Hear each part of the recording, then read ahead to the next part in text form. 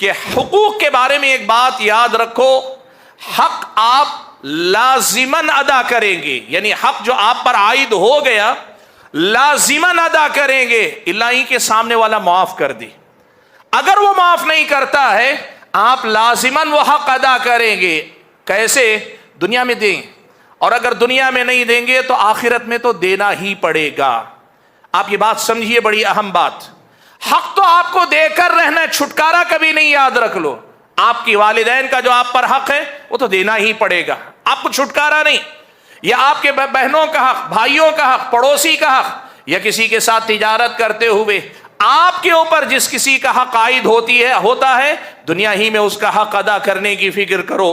اگر ادا ہو جاتا ہے الحمدللہ، اور اگر حق ادا نہیں ہو پا رہا ہے تو دنیا ہی میں اس سے معافی تلافی کروا کے چھٹکارا حاصل کر لو۔ لیکن یہ اگر سمجھ کر بیٹھے رہو گے آج میں بڑا طاقتور ہوں، کوئی مجھ سے اپنا حق لے کے دکھائے، میں بڑا ہوشیار اور چالاک ہوں، اتنی چالاکی سے لوگوں کا حق ماروں گا کہ کسی کو پتہ بھی نہیں چلے گا، چھٹکارا نہیں ملے گا، دینا پڑے گا۔ آپ یا تو دنیا میں دیں گے، اور اگر دنیا میں نہیں آخرت میں تو دینا ہی دینا ہے۔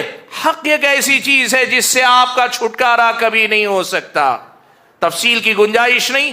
آپ نے وہ حدیث سنی ہوگی، نبی علیہ الصلوۃ والسلام نے بڑی تفصیل سے سمجھایا تھا کہ میری امت کا مفلس وہ ہوگا، آئے گا بڑی نمازیں، بڑے صدقات و خیرات اور بڑے روزے لے کر آئے گا، لیکن آئے گا لوگوں کے حق تلفیاں کر کے آیا ہوگا۔ رب العالمین یہ فیصلہ کرے گا کہ سب سے پہلے حقوق جو ہیں وہ ادا کرو، قیامت کے دن دینے کے لیے کچھ نہیں، تو کیا کرے گا؟ اپنی یہی نماز، اپنے یہی صدقات و خیرات، اپنے یہی روزے اٹھا کر حقداروں میں بانٹتا جائے گا، پھر بھی حقدار باقی رہیں گے۔ نبی علیہ الصلوۃ والسلام نے فرمایا دینے کے لیے کچھ اچھا نہیں ہے تو پھر اللہ تعالیٰ کا فیصلہ ہوگا کہ جو حقدار ہیں، جو مظلوم ہیں، ان کے گناہ لے کر اس ظالم کے اوپر ڈال دیے جائیں۔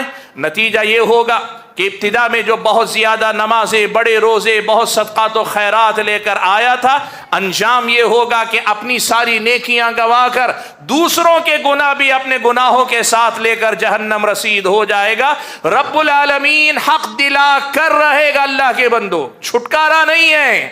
یا تو دنیا میں دو، اور اگر دنیا میں نہیں دیتے ہو تو آخرت میں تو دینا ہی دینا ہے۔ اور ظاہر سی بات ہے جب یہ حقیقت ہے تو پھر ایک عقل مند کے طور پہ آپ اور میں اتنی بات تو اچھی طرح سے سمجھ ہی سکتے ہیں کہ دنیا میں دے کر بہرحال چھٹکارا پا لینا اچھا ہے۔ کیوں آدمی آخرت تک جائے؟